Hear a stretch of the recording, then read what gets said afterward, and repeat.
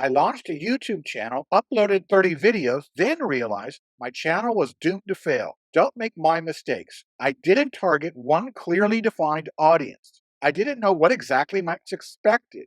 I didn't show my how I was going to meet their expectations. Follow this formula to avoid these problems. The purpose of my channel is to show my audience what they want so they can get the result or the transformation they desire. I was not clear about all three parts of the formula, so YouTube algorithm didn't know who to show my content to, and my channel eventually died. Here's how to make this formula work for you based on my mistakes so you don't repeat them. Hello, fellow YouTube nerds. Chris here to help you launch and grow your new YouTube channel. So hold on to your sombrero. You're going to get a lot of value today. The first part of the formula is the audience. You may remember from when you studied writing or public speaking that you need to know your audience. I personally never took this to heart or knew what I was supposed to do with that knowledge until I made one of my first YouTube channels. I made a YouTube channel in the homeschool niche, and admittedly, I didn't know much about my audience. I assumed that the majority of homeschooling parents were women, and I was right. But it wasn't until later I found out that most were rather religious, more likely to live in rural areas, and had large families and traditional values. I'll show you in a minute why this is important. For now, consider this list of characteristics to consider when you're trying to define your audience. Think about their gender, age, and what stage of life they're likely to be in, their nationality, location, concerns, interests, and fears. Now, here's the important thing. Consider where they are in life. Are they expecting moms? Are they career-minded 30-year-old males? Or are they saving up for retirement? This will give you great insights into what's important to them. Think about what fears they may be facing and what their immediate goals are. Now back to my homeschool site. What I failed to realize was that homeschool moms were watching YouTube videos because they want motivation and inspiration. They were drawn to attractive homeschool moms living in rural areas with large families, often with adopted children from foreign countries. They wanted to provide their children with an educational philosophy and a way of life that was different from what the public schools were offering. The attractive homeschool moms had immaculate house, well-organized homeschool system, and white picket fences. Now, I was an educator with 30 years of experience, so I thought homeschool moms would love to hear my wisdom, but I was wrong, very wrong. They had no interest in listening to an older male. They preferred to be inspired by other homeschool moms, which was the very model of perfection in their eyes. I couldn't provide them with that at all. This leads to the question that any self-respecting YouTube nerd must ask. What did these viewers actually want? And that's the second part of our formula. These homeschool moms wanted inspiration. They primarily watched homeschool videos on YouTube to make a certain connection to another homeschool mom who they admired. They really weren't into the nitty-gritty of how to teach phonics, nor did they a desire to some complex teaching method. So there was a big mismatch between what my audience actually wanted and what I was offering. The second part of our formula is to define what exactly it is that your audience wants. This can be a bit of a minefield, so I'm going to break it down into three levels. At the first level, the most general level,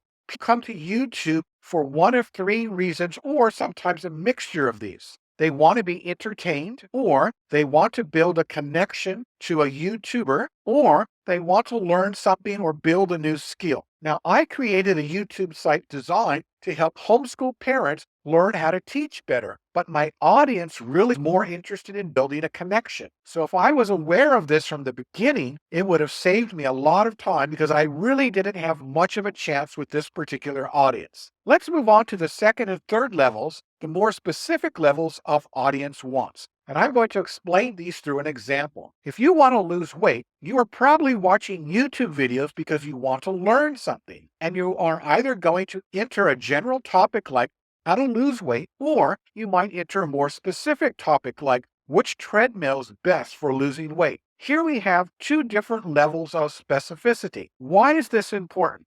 You need to know why your target audience is coming to YouTube in the first place and to make sure that your channel is providing the types of videos that they're expecting. Then you need to make sure that you have some videos that address both the level 2 and level 3 queries. But keep in mind, With a new channel, you are very unlikely to get too many views with level 2 query videos. When you search for a level 2 query, you are more likely to be shown videos from the biggest and most successful YouTube channels in your niche. So, as a new guy on the block, your videos are not likely to show up. Here's another reason I bring this up. Often, when you are an expert in a particular field, you will find that what people need and what people actually want are different. Once a dietitian told me that nearly all of his YouTube viewers wanted information about particular exercise equipment or dietary supplements. But what they really needed was a coach, mentor, or an accountability buddy who they had to answer to so they wouldn't eat wrong types of food or neglect their exercise. He knew that discipline and persistence was a much bigger problem for most of his viewers than what they were actually looking for. His viewers already knew what to do, eat healthier foods and exercise, but the equipment and diet supplements that they were searching for weren't really going to help them that much because they would eventually not use them or sabotage their efforts by their poor lifestyle choice. His dilemma was, if he produced videos on the importance of discipline or persistence, none of his viewers would be interested in those videos, even though that's really what they need. So, we have to predict what our viewers are actually searching for. And all this boils down to this. After you identify the reason your audience is watching YouTube videos in the first place, then create videos about those issues that they think matter most to them. At some point in the video, you can briefly mention that the solution that they're searching for may not be the most appropriate one for them and suggest a better solution, often pointing to another YouTube video that you made that goes into it in a lot more detail. I look at this entire process as a bridge, which starts by you making videos which your viewers are interested in watching, then slowly lead them to the best solution. Finally, we have to consider the last part of our bridge. What does the audience hope to get from watching a video? They usually want a particular type of result. If they're watching videos to be entertained or to build a connection with a YouTuber, then they want to leave the video feeling a certain way. But if they're watching videos to learn something, then they want to have a certain piece of knowledge that didn't have previously, or be able to do something that they were not able to do previously. In all these cases, they're looking for transformation. They want to either have, feel, or do something differently. Now, this is actually the end goal that you are promising your viewer. If you're making an educational video or how-to video, this is rather easy because you can dangle the desired result in front of them. But with entertainment and connection videos, it's a little bit more tricky. Your thumbnail and video opening need to convey to your audience that they're going to enjoy your video and feel a certain way at the end of viewing it. What time is it?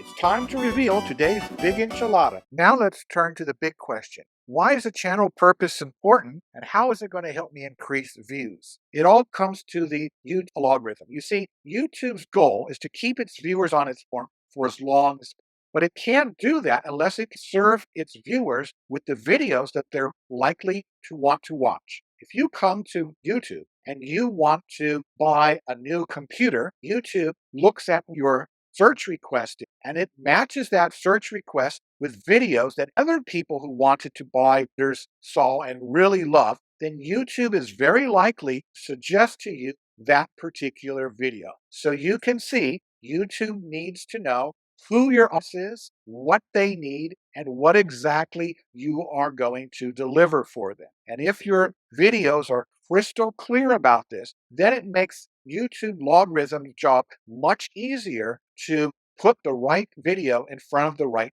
If you want someone to show you how to successfully launch and grow a new YouTube channel, then subscribe and ring that notification bell so you will get access to all the free goodies I give away in the first 48 hours after releasing new video. Let's go on to part 3. We're going to answer the question, does the channel purpose change over time? The short answer is yes. Generally, there's a couple things to keep in mind. When people start their channels, usually their channels are very general. They're unaware of the different specific niches. That's why I always think it's a good idea to try to identify the niches before you start producing videos. Channels go from general and become more specific as they find a niche. And then sometimes they'll change again where they want to broaden the niche to appeal to a wider type of audience. They'll do that after their channel is really starting to take off, then they'll commonly widen